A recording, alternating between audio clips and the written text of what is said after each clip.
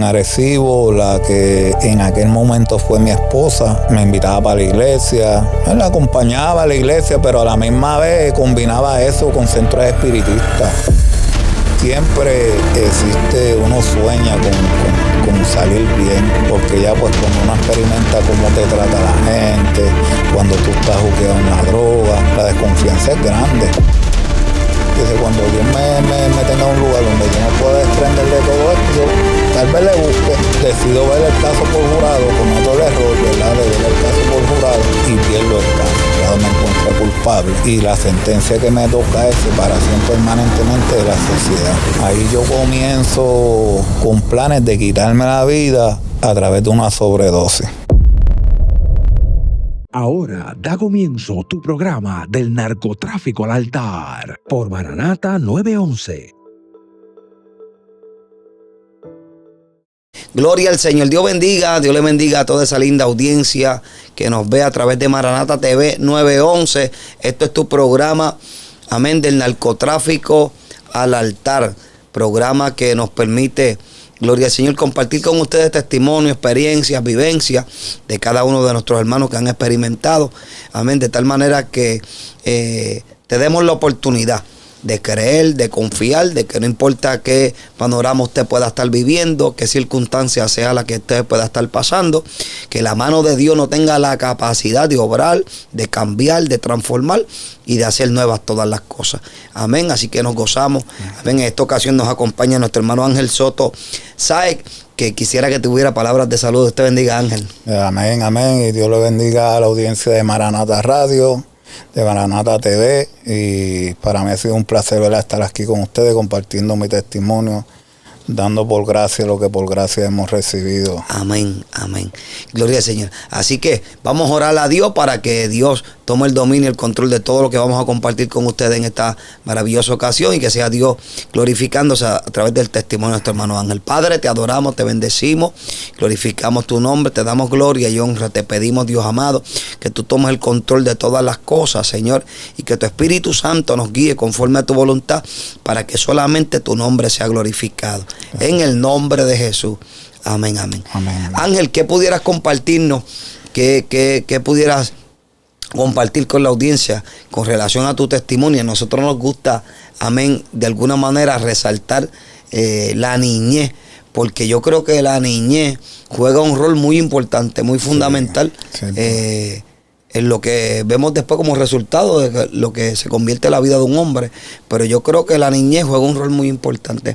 ¿Cuál es tu experiencia? Claro que sí, yo soy natural del pueblo de Añasco, aunque pues por la gracia de Dios, Dios me llevó a vivir a Ponce ya hace 8 años y medio. Y mi niñez fue aunque pues tuve algo de infancia porque pues jugaba y qué sé yo, pero nosotros en la condición de pobreza que vivíamos en un residencial en el pueblo de Añasco, pues eso causaba que muchos de los chamaquitos de allí pues nos marginaran por esa condición, ¿verdad?, que nosotros pues vivíamos. Y eso fue creando en mí como que una rebeldía, como que un odio, una manía hacia la gente, porque yo no podía entender. Todos somos iguales, ¿sabes? ¿Cuál es el hecho? Tú vives en un residencial igual que yo, porque tú tienes que ser mejor que yo. Y eso pues me llevó a que yo pues creciera con odio. Como sentirte como en cierta desventaja, ¿será? Exacto, sí, sentirme así en cierta desventaja, porque vivimos en los apartamentos son iguales. Uh-huh. ¿Por qué tú tienes que marginarme? Porque tú tienes que montármela de que yo soy pobre, de que pues como nosotros, mi mamá era de la raza negra. Uh-huh. Pues también usaban el epíteto de decirle a mi mamá que era negra sucia, ¿entiendes? Uh-huh. Que no se junte con esos negros sucios también, y eso para mí eso era bien chocante.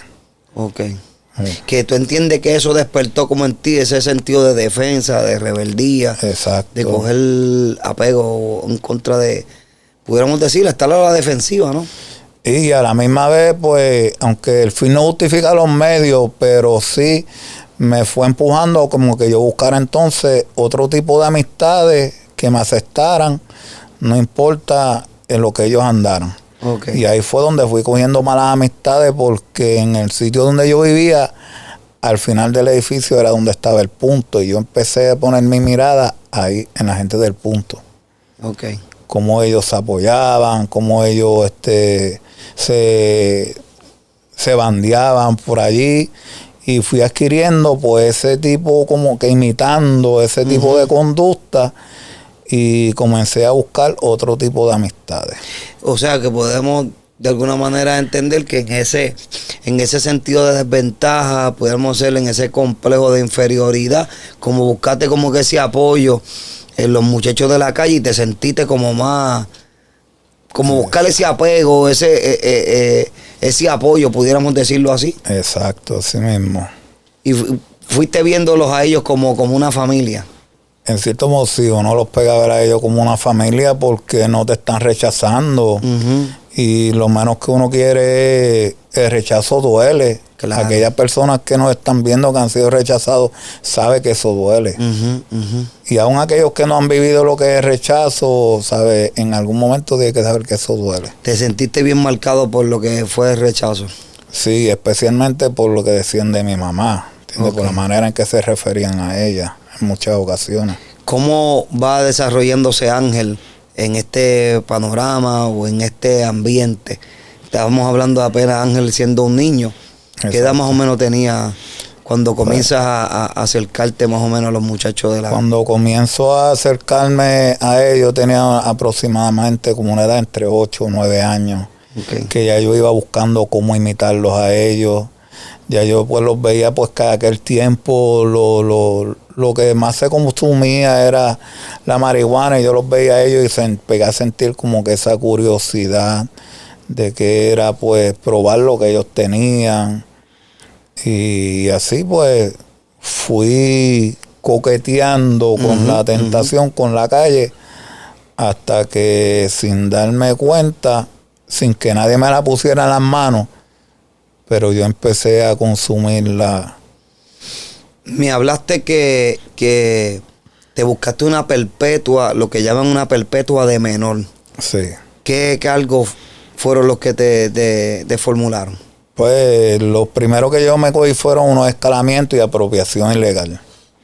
Cuando ya estoy terminando esa medida dispositiva, porque en la juvenil pues se habla de medida dispositiva, no de sentencia. Cuando estoy terminando esa medida dispositiva, me escarcelan para someterme 32 ventas de droga. Okay. Y ahí, pues al someterme a las 32 ventas de droga, pues me dan hasta los 21 años, lo que pues se cataloga como si fuera como una perpetua de menor, porque hasta que tú no cumplas los 21 años no te sueltan. O sea que lo que comenzó como un coqueteo, acercándote a los muchachos, terminó en una vida delictiva, como quien dice, porque te relacionaron con unos cuantos escalamientos y después te formularon por unos cuantas, por 20 y pico. 32 casos de droga. O sea que realmente lo que comenzó básicamente como un coqueteo, como algo que te de alguna manera despertó la curiosidad, fue cautivándote de alguna manera. Sí, de manera acelerada, porque ya a los 9, 10 años ya yo fumaba cigarrillos, ya yo había experimentado lo que era la marihuana. Cuando entro a la prisión, ya yo era adicto a la heroína, ya con 13 años ya yo era adicto a la heroína. Wow. Y a la cocaína. Y al no tener cómo sufragar los gastos, pues no me quedaba remedio que asaltar, que escalar, que llevarme todo lo que me encontrara por ahí de por medio. Hasta a los 13 años, Ángel. A los 13 años me convertí en adicto a la heroína y a la cocaína. ¿Cuál tú crees que fue la causa? ¿Que estabas muy expuesto a la sustancia o algunas otras cosas? Yo que digo tú que entiendes que te llevaron ahí. El haber cambiado de amistades. Ajá. Porque pues al tener el rechazo de la gente de allí del caserío, de los vecinitos que tenía, pues fui coqueteando con otras personas. Uh-huh. Y esas otras personas, pues ya el que no fumaba, bebía, el que no huelía, el que no, pues ya se estaba metiendo droga, y por curiosidad comencé a experimentar lo que era las notas de la marihuana, del alcohol. comencé pues a bregar con droga a esa edad, hasta que por mala pata, por decirlo así, caí en el vicio de la heroína. Y cuando caigo en el vicio de la heroína, para que yo no me desfalcara, la gente del punto me quitó de vender droga. Pues no me quedó otro remedio. Estoy juqueado con la droga. No me atrevo a romper, por no pasar por ese proceso de dolores, diarrea y todo eso que le da cuando uno está rompiendo vicios. Y ahí comienzo a cometer escalamientos y eso. ¿En algún momento te pasa algún pensamiento en tu mente de frenar cómo yo llegué hasta aquí? ¿Qué te pudiéramos decir que puede haber sido el consejo de tu mamá en medio de ese proceso? Fíjate, ese consejo de quítate del vicio, estás a tiempo, lo recibí de las amistades de allí del punto, que me decían, ojalá yo llevara el tiempo que tú llevas metiéndote droga. Lo que llevaba apenas eran una semana. O sea, que podía en 2 días yo podía haber salido de eso, pero le cogí miedo a romper vicio. Pero de lo que era de parte de mi mamá o de mi papá, pues ellos no sé por qué razón o por algún tipo de temor a cómo yo reaccionara, no se atrevieron a darme ese consejo. O no se animaron a darme ese consejo. Sales a los 21 años a la libre comunidad. ¿Qué cambios experimentas después de haber...? Logro salir antes de los 21, me faltaban 6 meses para cumplir los 21 años. Okay. Pero como ya había sacado el 4º año y eso, Okay. pues el juez me dijo que si yo podía estar tranquilo los próximos 3 meses, pues me archivaban el resto de tiempo que me quedara. Pero no salí con intenciones de rehabilitarme. Continué desde que salí metiéndome droga, vendiéndola. Desde que saliste, Ángel. Sí. No salí con intenciones de O sea que el tiempo, ¿cuánto tiempo hiciste? De ahí 6 años. 6 años. 6 años. No recapacitaste, no frenaste, no. Porque ahí, fíjate, tiene que haber llegado el consejo. No, porque en la cárcel la consumía. Okay. Si la estoy consumiendo dentro de la cárcel, estoy saliendo juqueado, pues, ¿sabes? Ya cuando salgas es lo mismo. Básicamente. ¿Cómo te digo? Que recayera, el pronóstico iba a ser bien alto.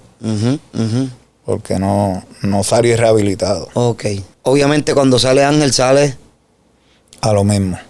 Lo que hablábamos ahorita brevemente, me dice que estuviste 28 navidades presos, yo le llamo así. Wow. De ahí cuando salí, estuve apenas como 6 meses y vuelvo a ingreso por un caso de apropiación ilegal. Artículo 18 de la ley 8, que eso es ley vehicular, y traté de robarme un carro. Y ahí me dan 3 años.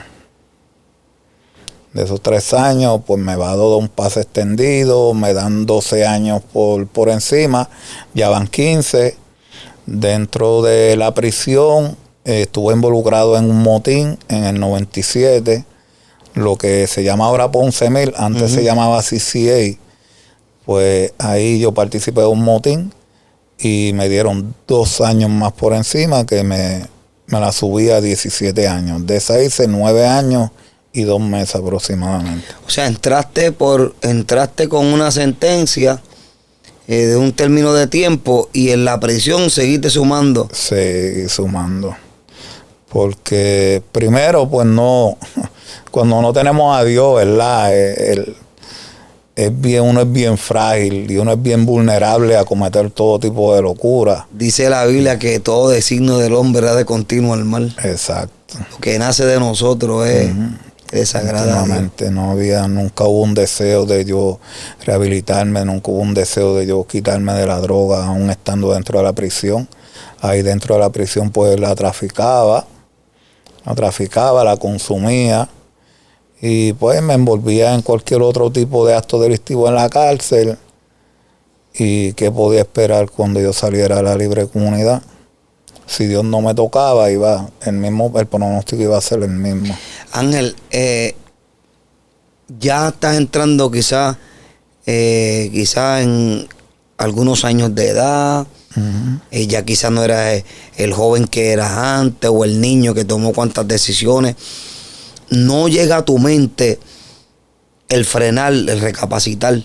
Porque ya ahora hablando de Ponce Mil y todo ese panorama, más o menos ¿de qué edad estamos hablando? Estamos hablando, eso fue para el 97. Yo salí en el 2001, algo así. Yo tendría como algunos 20, yo creo como 27 años. Okay. Si siempre existe, uno sueña con salir bien.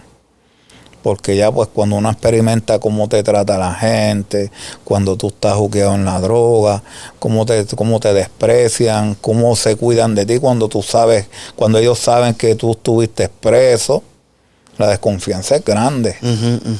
La desconfianza es grande y entonces pues tengo que bregar con tanto discrimen, con tanta marginación.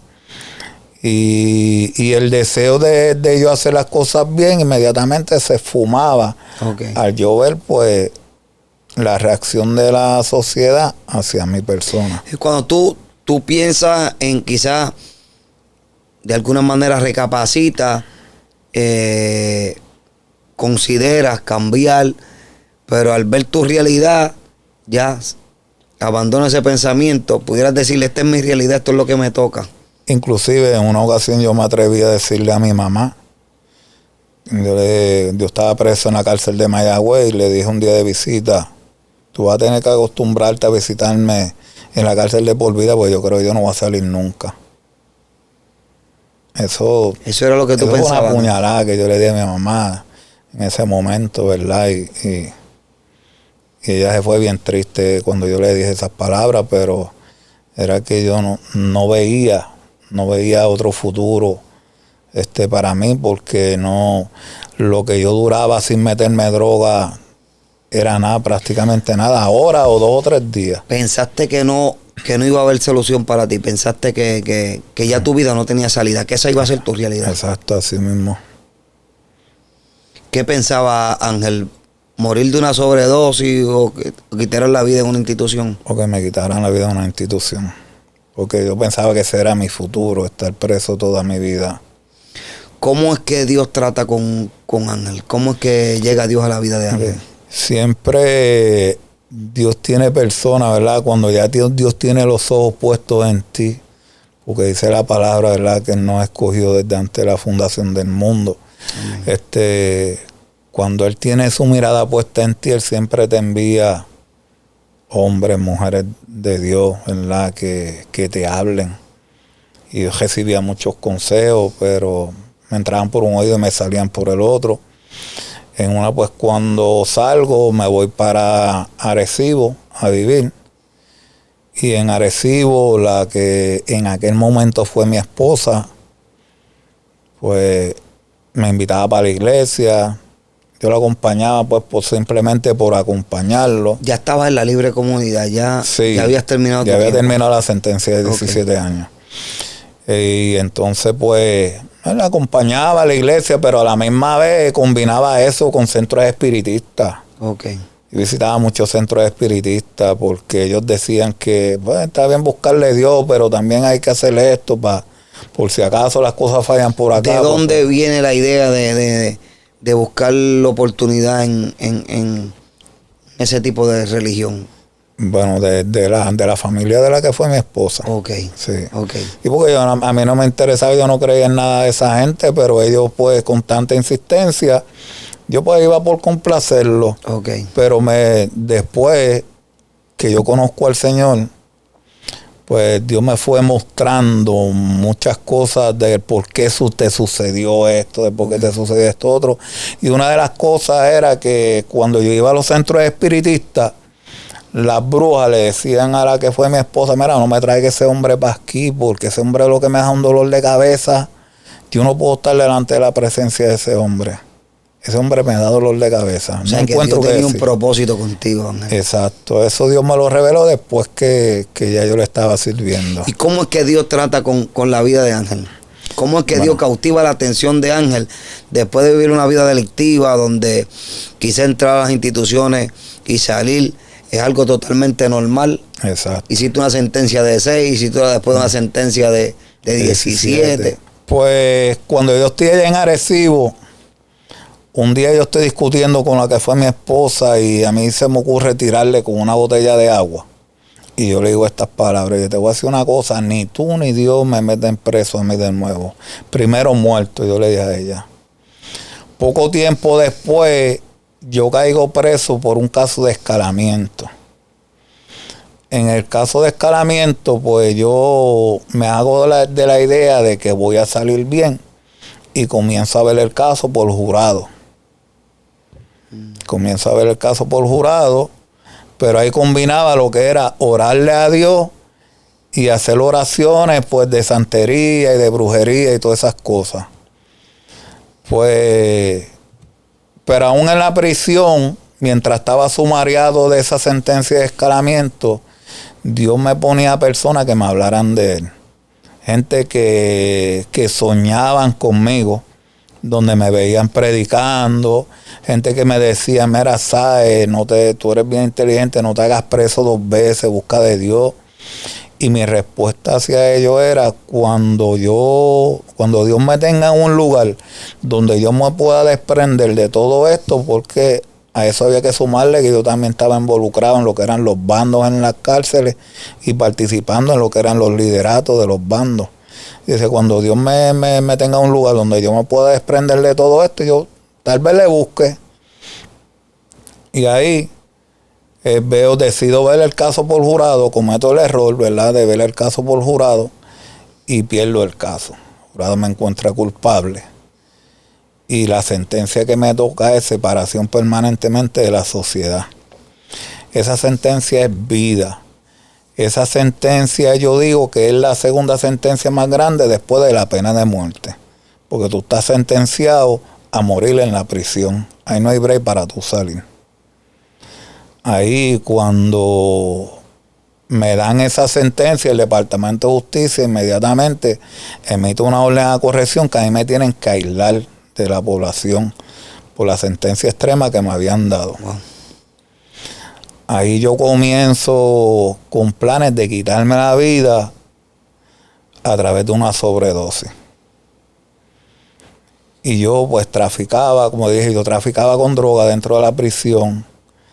Pero la persona que me llevaba la droga a la prisión, estuve casi un mes tratando de introducir esa droga para usarla para quitarme la vida, y no podía, no entraba. Y entraba la de todo el mundo, pero la mía no podía entrar por ningún lado. Y eso pues comenzó a llenarme de confusión, porque no era solamente eso, ya había una mezcla de lo que era la lucha entre Dios y el mal. Uh-huh.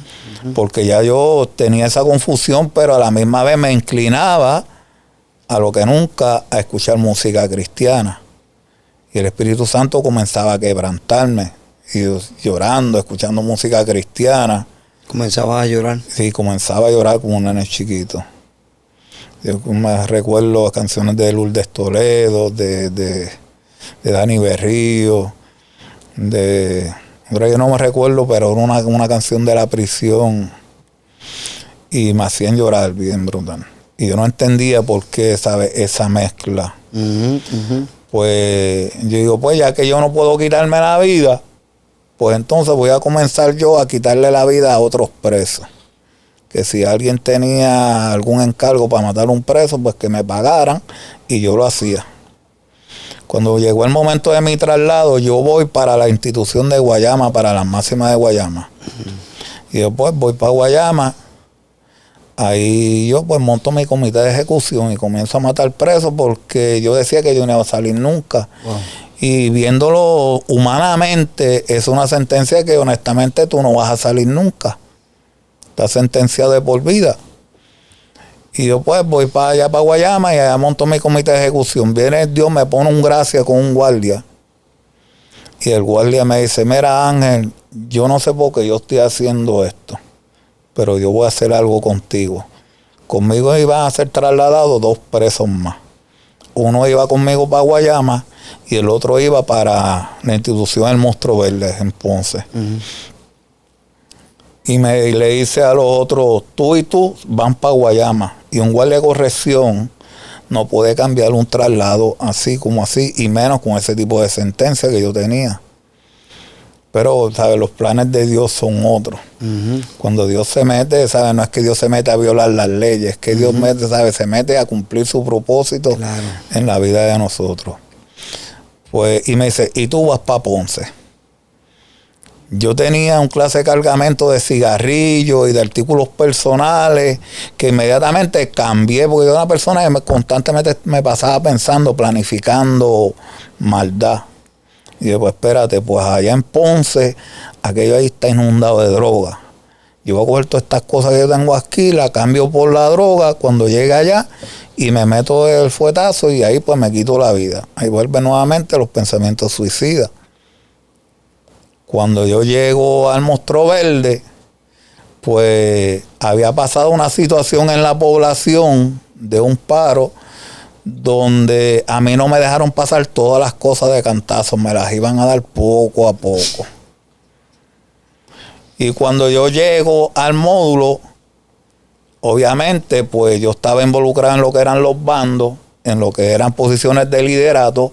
Lo que me tenía que interesar primero era qué bando era el donde yo me iba a meter. Si era un bando enemigo, pues yo tenía que trancarme, tenía que pedir seguridad. Pero ese pensamiento no fue, esa no fue la pregunta que yo hice primero. Cuando yo llegué, le pregunto, había uno que era del bando al que yo pertenecía y el otro lado era el bando enemigo. Y yo le pregunto al del bando enemigo, le mira, flaco, te voy a hacer una pregunta, ¿hay droga o no hay droga? Y él me dice, tú llegando y la droga acabándose. Y eso para mí, eso era fulminante, que se me frustraran los planes. Pero yo no sabía que era Dios que estaba detrás de todo eso. La misericordia de Dios. 3 días después de yo haber llegado allí, eso fue el 17 de noviembre del 2004.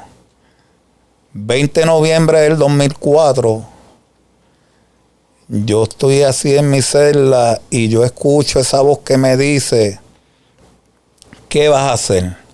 Lo que te queda en la vida y la estás perdiendo, y lo que te queda es tu matrimonio y lo estás perdiendo. ¿Qué vas a hacer? Eso para mí fue algo que yo no pensé que hubiera salido de algún humano.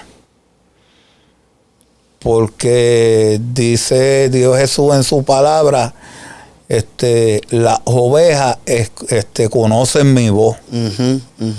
Y ahí inmediatamente, ¿sabes? Dios imparte vida a esa alma que yo tenía muerta y hace que yo reconozca que es Él el que me está hablando. Y ahí yo vengo y le entrego mi vida al Señor. Lo que te queda es la vida y la estás perdiendo. Tu matrimonio y lo estás perdiendo también. Te llegó eso al corazón. Sí. De hecho, el matrimonio sí lo perdí. Porque la que fue mi esposa, pues me fue infiel y se fue para Estados Unidos y eso. Y yo, pues, está bien, eso no me... Pero la vida la estás perdiendo y después Dios me hizo comprender que mi vida iba rumbo al infierno, que yo necesitaba de su misericordia, yo necesitaba de su perdón y le entregué mi vida. Inmediatamente, ahí en el Monstruo Verde hay unos jotos en la pared. Que eso que como esos son paredes montadas con una grúa, pues se pasa un pasador de una pared a otra y con una cadena por la monta y después ese roto le ponen un poquito de cemento y ya. Entonces nosotros rompíamos ese de esto para hablar con el de la celda de al lado. Y yo le digo a un muchacho de Aguadilla, lo llamo, le digo, mira, para que tú te quedes a cargo aquí del grupo, porque yo tuve un encuentro una noche con el Señor y le entregué mi vida al Señor. Y él me dice, hombre, no, tú estás loco, chico. Esas son loqueras tuyas que te dan. Y yo, bueno, míralo así, a ver, yo sé lo que yo te estoy diciendo. Claro. Yo tuve encuentro con Dios anoche. Míralo como una loquera. Y le entregué mi corazón. Le dije, quédate tú llevando el grupo aquí y yo voy a buscarle a Dios. Él me dice, deja que te pique la vena de 2 o 3 días por ahí. Y sirviéndole al Señor, estuve como un mema metiéndome droga. Pero antes de llegar a ese punto, ahí en ese módulo, no dejaban que predicaran, que vinieran gente de la calle a predicar. El que fuera a predicar ahí tenía que llevarle los bombones, los pilones esos que son bien cabezones. Tienen que llevárselo para que los presos pues se entretuvieran y mientras ellos daban el culto. De lo contrario, no lo dejaban que predicaran. Cuando yo le entregué mi vida al Señor, inmediatamente viene Satanás y habla a mi mente y me decía, ahora, ¿cómo tú te las vas a buscar? Yo sobreviví en la cárcel, vendiendo droga, haciendo tatuajes, traqueteando con cualquier otras cosas ilegales. Y el enemigo viene y me dice, ¿y ahora cómo tú te las vas a buscar? Al otro día, baja un muchacho a hacer uso del teléfono. Él era apartado. Y quisiera, ¿verdad?, que en estos momentos ya él se hubiera reconciliado, se haya reconciliado con el Señor. Amén. Me dice, tú fuiste el que le entregaste tu vida al Señor, porque inmediatamente yo le entrego mi vida al Señor. A los 2 días viene una iglesia, Aposento Alto del Ares, los dejaron dar el culto sin dar paleta, y cuando hacen el llamado, yo pues había escuchado que había que hacerlo público, aceptar a Jesús en público, y cuando hicieron yo saqué la mano y lo hice público también. Amén. Al otro día baja ese muchacho y me dice, ¿tú fuiste que le entregaste tu vida al Señor anoche? Yo le dije, sí. Él me dice, la mejor decisión que tú has tomado. Y no te preocupes cómo tú vas a sobrevivir, porque Dios provee. Amén. Me dice él. Y eso, ¿sabes? Yo no le había dicho a nadie lo que Satanás había venido a poner en mi mente. Amén. Porque es lo que pone rápido la duda para que uno diga, espérate, si yo voy a buscarle a Dios, no puedo hacer estas cosas, como yo voy a sobrevivir, como yo voy a comprar mis cositas en la comisaria, para que uno pues retorne para atrás. Y yo le dije, pues qué bueno, ¿verdad? Amén. Y yo pues comenzaba a leer la Biblia con un gozo terrible, la gente esperando, aquellos que me habían dado 2 semanas, 3 días, 4 días, para que yo volviera y me escocotara, no se les daba, pero sí, yo estaba cometiendo el pecado, porque no puedo decirle error. Error es que yo me equivoque en una suma de 5 más 5. Eso es un error. Pero yo estaba cometiendo el pecado de que, aún yo sea habiéndole entregado mi vida al Señor, ya yo llevaba ya casi un mes que todavía seguía metiéndome droga y seguía fumando. Estás batallando ahí. Pero yo sabía que eso a Dios no le gustaba. Claro, claro. Un día pues me molesté de tanto intento por mi cuenta de dejar la droga y el cigarrillo, y me paré en medio de la celda y dije, te voy a decir una cosa, a mí me gusta la droga y a ti no te gusta. A mí me gusta fumar y a ti no te gusta, pues quítame esto tú, porque yo no puedo. Amén. Ahí eso fue, como yo le explicaba al hermano ahorita, eso fue como cuando tú subes un switch al instante, él rompió esa cadena. ¿Por qué yo lo digo así al instante? Porque al otro día, cuando yo me levanté, no me levanté con deseo de fumar cigarrillo. Wow. No me levanté enfermo de droga, con ningún síntoma de enfermedad. Amén. ¿Y por qué él lo hizo así? Porque para que yo no tuviese de qué gloriarme yo. Amén. Porque yo puedo decirlo, hay mucha gente que han roto vicio de droga. Y tal vez aquí en el ministerio, el hermano Héctor tenga gente que han salido del vicio de las drogas. Pero ¿cómo yo le explico a la persona que yo no pasé por el proceso de romper el vicio? Eso es lo sobrenatural. No, Ángel, que tú vienes hablándonos de años del uso de la sustancia. Más de 20 años en el uso de sustancia. Y fíjate que tienes la sinceridad de reconocer, acepté a Dios, pero duré un mes batallando con eso, hasta que dijiste hasta aquí. Sí. Yo estoy haciendo esto y a ti no te gusta. Ya. Exacto. Yo quiero que tú mismo lo quites. Y de ahí en adelante no volví a caer más en la droga, no volví a fumar cigarrillo. Gracias al Señor. Y ahí inmediatamente viene una sierva y me dice, Dios me dice que te va a sacar de la prisión para que tú prediques su palabra, pero es a su tiempo. Amén. Y yo, pues, amén. Recibo la carta del abogado y me dice que yo no voy a salir nunca. Que siga buscando de Dios, que ya él había agotado todos los recursos del Tribunal Supremo y todo eso. ¿Qué noticia llegó primero, la del abogado o la de Dios? No, primero llegó la de Dios. Pero fíjate qué cosa tremenda, Ángel, que viene la respuesta quizás pero antes de que llegue esa noticia negativa para bajarte las manos, Dios te dice, te saco para que testifique. Y ahí yo digo, pero o voy a salir o no voy a salir. Este hombre me dice a mí, sigue buscando de Dios, que si esto, pero tú no vas a salir nunca, pero esta me dice que sí, y después yo voy a creer que sí. Amén. Y entré, pasó, se normalizó la situación que había pasado en la cárcel, pero nuevamente se desató otro paro. Y yo no voy a participar de un paro, yo le estoy sirviendo al Señor. Amén. Y eso pues me trajo confrontación entre los mismos confinados. Yo dije, mira, yo me voy de aquí, pero no es porque me estén botando, porque yo sé dónde tengo mis pies. Yo me voy de aquí porque yo quiero agradar a Dios. Amén. Y me cambiaron para un módulo que habían abierto en el Monstruo Verde, cristiano. Ahí me encuentro con Luis Rodríguez, que ustedes lo entrevistaron, con Dismay. Después conozco a Víctor, a Bichuela. Después conozco a Cito, al otro que estaba en el caso con Cito. Conocí también, aunque fue de vista, a Martin. John Martin, sí, también lo conocí allí. Y seguí perseverando contra viento y marea, nos gozábamos en los cultos. Pues llegó el momento en que yo empecé a escribir por mi cuenta y el tribunal me decía que no iba a salir. Pero la hermanita me dijo que sí, los tribunales me están diciendo que no, y tal vez yo necesito contratar a un abogado.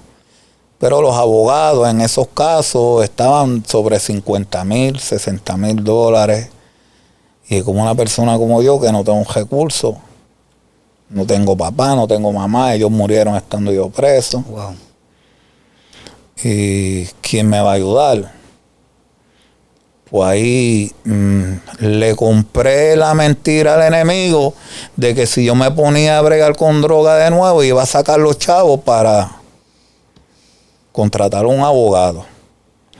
Pero después Dios me enseñó que dónde iba a estar la gloria de Dios si yo salía de esa manera y me atreví a decirle a alguien, Dios me sacó. Pero ¿cómo te sacó? Yo me puse a vender droga, contraté a un abogado. ¿Dónde está la gloria de Dios? Amén. ¿Dónde está, esa misericordia, divina, esa intervención divina de un Dios justo, un Dios santo, Amén. Que no se contamina con el pecado? Amén. Que eso es lo que nos hizo a nosotros estar muertos espiritualmente, el pecado. ¿Y de qué testimonio iba a haber ahí? En ese proceso me cojo un caso de nuevo por celular y droga dentro de la prisión. Eso para mí fue una vergüenza porque los capellanes, Rodrigo y Loren se llaman ellos, son los que dirigen la capellanía en el Monstruo Verde. Y les envío un saludo, un abrazo y los amo. Son los padrinos de mi boda. Amén. Sí. Qué bueno. Y digo, qué vergüenza que se tengan que enterar que yo me cogí un caso de droga y un caso de teléfono dentro de la prisión. Encima de eso, por jetar al líder que estaba, me cogí una pela, tuve más de un mes en cama. Los chavos que yo había hecho me los robaron. Otros me los confiscaron, otros pues se fueron, como uno dice, en guira y dejaron de pagármelo. Y ahí pues, Dios comenzó a confrontarme. Esto que tú estás haciendo, yo no te estoy mandando a que tú hagas esto, no es de esta manera que yo te voy a sacar. Claro. Pero ya habían pasado como 11 años yo esperando esa promesa de que pues, ¿sabes? Dios me va a sacar. Y ya, ¿sabes? Ya iba como por el año número 11 o 12 ya. Y yo no, ¿sabes? Y volví y retomé la escritura de los tribunales por mi cuenta. Me seguían diciendo que no, pero lo que pasa es que yo estaba haciendo algo mal. Yo hacía la moción y después oraba para que Dios se glorificara.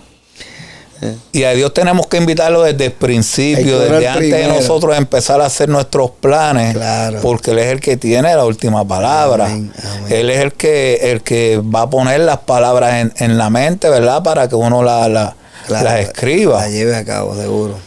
Pero yo lo estaba haciendo al revés. Y eso era un no y no. Ya yo había acumulado como 50 libras en papel de emociones que me decían que no, de escritos que yo había hecho, de montones de cosas legales, porque me dediqué a buscar el asesoramiento, iba a la biblioteca, me comía los libros de leyes, buscando a ver cómo yo voy a salir, cómo Dios me va a sacar. El último no que me dieron, yo le digo al que era vecino mío, le digo, mira, volvieron y me negaron la moción. Pero yo la voy a hacer de nuevo, pero esta vez la voy a hacer bien. Y me fui en oración. Antes de escribir, le pedí a Dios que se glorificara, que me permitiera hacer una moción que fuese con éxito. Y así me tardé 21 días en escribir una moción de 13 páginas. En casa tengo la copia de la moción. Y de momento me llega una cita para el tribunal. Contrario a las cartas que me llegaban del tribunal, que era diciéndome no. Me llega una cita. La gente comienza a decirme, sabes, te vas para la calle, eso que te van a dar lugar la moción. Pero yo comienzo a decirle, no, vamos a esperar. Vamos a ver. Porque si hay personas pues que están empezando a perseverar y yo le digo, sí, de hecho Dios me va a sacar, y si eran otros planes que Dios tenía, claro. Yo cojo la fe de ese nuevo y se la quebranto. Claro. Y tal vez pueda hacer que deje de buscarle a Dios, porque a lo mejor él tiene esa esperanza y ver que si Dios no bregó conmigo, que llevo tantos años sirviéndole, no va a bregar con él.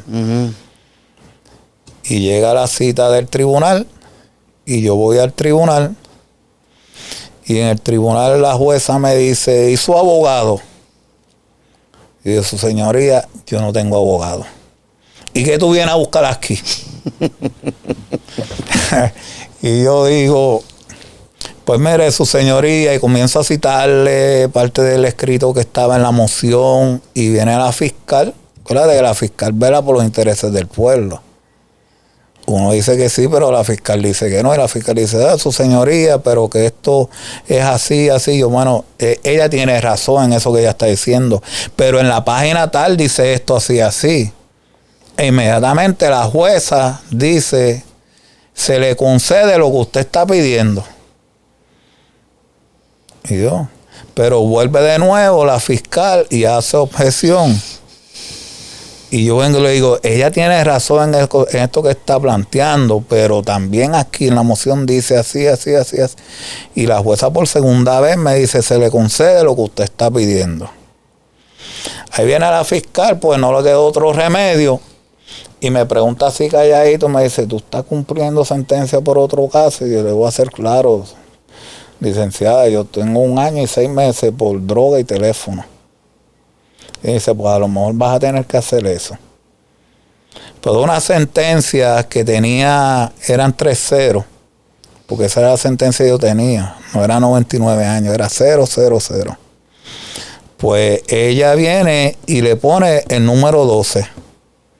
Me dice, se sentencia a 12 años de prisión. Y me dice, ¿y cuánto usted lleva confinado? Y pues yo llevo ya 13 años. Y está cumpliendo por otra sentencia. Y le dije, pues se ordena la excarcelación inmediata de no estar cumpliendo por otra sentencia. Y ahí yo le digo a la fiscal que sí, que yo estaba cumpliendo por otra sentencia. Y ella me dice, pues a lo mejor lo que tú tienes que hacer es ese tiempo. Pero por cuestiones de tiempo, ¿verdad? No voy a explicar lo que es el Código Penal de tal año. Pues por la cuestión del Código Penal de 1974, que fue por el que yo fui sentenciado, una sentencia de 12 años, tú lo que hacías era, con lo que te descuentan, eran 7 años y 2 meses, me parece que era. Y yo había hecho ya 13 años de a 12 meses. O sea que yo estoy pasado por 5 años y 10 meses. Pues se supone que el año y medio que yo me había cogido por droga y teléfono, yo comenzara a cumplirlo una vez yo terminara la sentencia de los 12 años. Pues al yo terminar la sentencia de los 12 años, hacían ya 5 años y 10 meses, pues el restante pues se le sumó. Pero ese día no me soltaron. Yo llegué y me dijeron, ¿te vas? Y yo, sí, me dieron al lugar la moción, me voy. Y al otro día por la mañana, pues uno se levanta tempranito y yo a jebulear para que me suelten.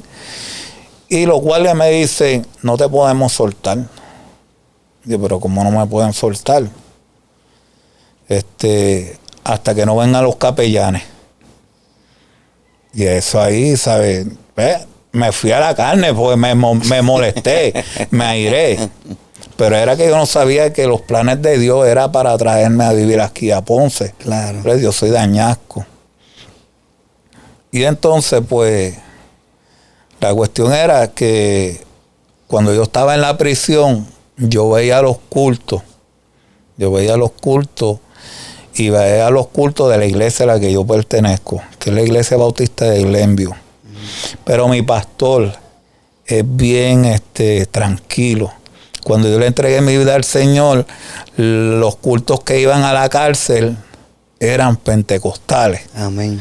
Que eso era las panderetas, ¿sabes? El bullicio. Y entonces pues yo me acostumbré a eso. Y yo lo veía a él. Yo decía, no me gusta cómo predica. ¿Sabes? Como su flow. Sí. Pero a la misma vez, yo le decía a Dios, Dios mío, ¿sabes? El día que tú me saques de aquí, me gustaría ir para esa iglesia. Gloria a Dios. Por la sabiduría con que él predicaba. Claro, y verdad, le envío saludos a mi pastor Gené Pereira y Joel. Amén. Sí, que son tremendos seres humanos. ¿Cuántos años llevas sirviéndole al Señor ya? 21 años. Wow. 21 años. ¿Pensaste en algún momento dado que Dios iba a romper esas cadenas? ¿Lo consideraste? ¿Qué piensas cuando tú te ves en el lugar donde estás hoy? Considerando por lo que pasaste, lo que viviste, lo que sufriste, lo que experimentaste. Cuando yo le entrego mi vida al Señor, pues yo comienzo a encontrarle lo que era el sentido a la vida. Amén. A empezar a desear la libertad. Yo le decía, Dios mío, me gustaría que tú me sacas, no me dejes morir en la prisión. Amén. Yo le pedía a él. Una persona que en la calle, ¿sabe? Cuando no tenía a Cristo, me comía a los niños crudos, como uno dice, en la prisión. Al ver que yo estaba sentenciado a morir en la prisión, yo le decía, Dios mío, no me dejes morir en la prisión. Pero también yo le pedía, ¿sabe? Si es tu voluntad, no sacarme nunca de aquí, pues no permitas que yo me aparte. Amén. No permitas que yo me aparte. Ángel, para nosotros una bendición tremenda que los confinados muchas veces están viendo esta programación. De manera breve, vamos concluyendo. ¿Qué tú pudieras aconsejarle? La verdad que sigan, que se sometan al Señor. No hay mejor cosa que buscar a Dios en espíritu y en verdad. Amén. No es buscarlo para que Él lo saque para la calle, porque en la prisión hay gente que ya Dios se los confirmó de que no los va a sacar. Pero ellos le sirvan al Señor, tienen un gozo que muchas iglesias quisieran tener, ese gozo que tienen esos confinados. Que no ponga la mirada en el hombre. La Biblia dice, puesto los ojos en Jesús, el autor y consumador de la fe. Amén. El hombre te va a fallar. Tal vez no porque quiera hacerlo de manera voluntaria, pero es porque somos imperfectos. Propenso a fallar, seguro. El perfecto es Dios, el perfecto es Jesús.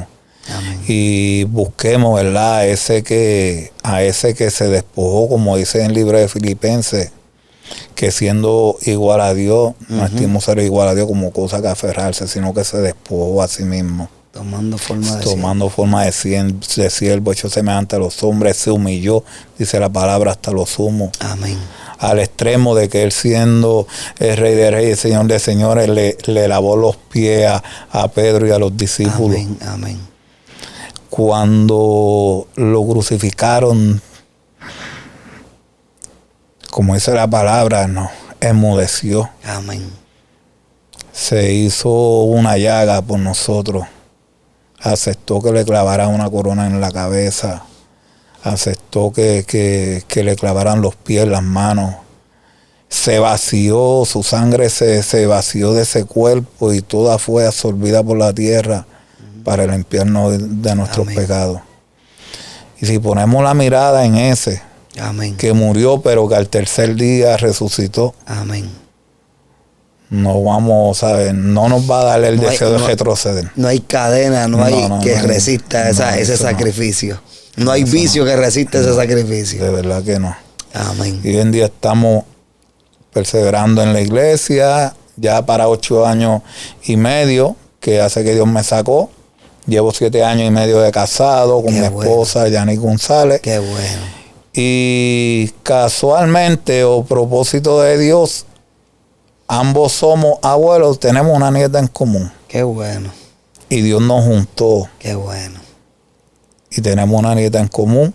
Estamos en el ministerio. El caballero que me acompaña, Ramón, amén, él es uno de mis líderes en el ministerio Un Regalo de Amor, qué que bueno, bregamos con los deambulantes, trabajamos con ellos. Eso es. Los sábados, llevándole la palabra, llevándole ropa, alimentos.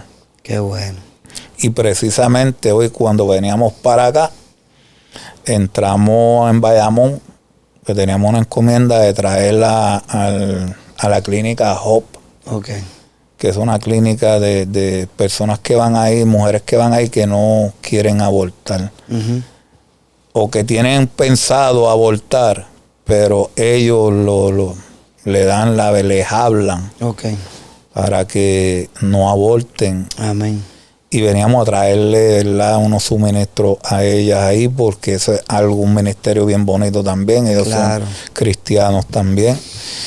Y yo ver, ¿verdad?, que Dios me permite por su gracia, por su misericordia, involucrarme en todos esos asuntos, para mí eso es gozo. Y ser de bendición a otros. Sí, de verdad que cuando yo llegué aquí, vi a Alex Trujillo, claro, vi a los otros hermanos repartiendo. Yo le decía a mi compañero, mira, Ramón, yo creo que ese es Alex Trujillo. Amén. Y estaban repartiendo cosas y yo, ¿sabes qué bueno? Qué bendición, ¿verdad? Uno ver que uno puede ser productivo. Amén. Que uno puede ser de bendición antes de, ¿sabes?, en vez de ser de destrucción. Amén. Pues ahora pues somos de bendición. Te felicitamos, Ángel. Gracias. Te felicitamos. Estamos contentos por lo que Dios ha hecho en tu vida y esperamos que esto sea apenas el inicio de lo que Dios pueda seguir desarrollando y esa utilidad, amén, que nosotros pudiéramos tenerla en el Señor, ya Dios la vio. Por eso trató contigo allí donde estabas en la soledad de esa prisión. Y aunque quizá uno pensaba que no tenía oportunidad, no tenía esperanza, en Jesucristo hay esperanza. Amén. Amén. Así mismo hay. Eso Dios bien te bendiga importante mucho para los jóvenes. Claro. Jóvenes que están siendo bombardeados por todos lados, por la música, las redes, la presión de grupo, muchos jóvenes en las escuelas, en las universidades, donde pues entran muchos de ellos sirviéndole al Señor, pero a veces la presión de grupo es fuerte. Es fuerte, ¿sabes? Les exhortamos, ¿verdad?, que no se quiten, que no quiten su mirada de Jesús, porque amén, ahí hay recompensa, claro, ahí hay gozo, sí, y ese gozo que uno siente cuando uno le sirve al Señor, eso no se compara, eso no hay precio, no hay nada que lo compare. Qué bueno, gloria al Señor. Así que te agradecemos, Ángel, la bendición de que haya hecho el esfuerzo de estar con nosotros. Esperamos que este testimonio siga hablando a las vidas, que siga Dios tratando con los corazones y usted logre identificarse con qué usted puede estar lidiando, con qué batalla usted puede estar enfrentando espiritualmente hablando. A la medida que usted se acerca al Señor, Dios lo va a hacer libre. Dice la Biblia, y conoceréis la verdad, y la verdad os hará libre. Amén. Así que Dios me los bendiga. Dios te bendiga, Ángel, por estar con nosotros. Gracias. Así que Dios bendiga a toda esa linda audiencia. Esto es otro programa más de Narcotráfico al Altar. Dios te bendiga. Amén.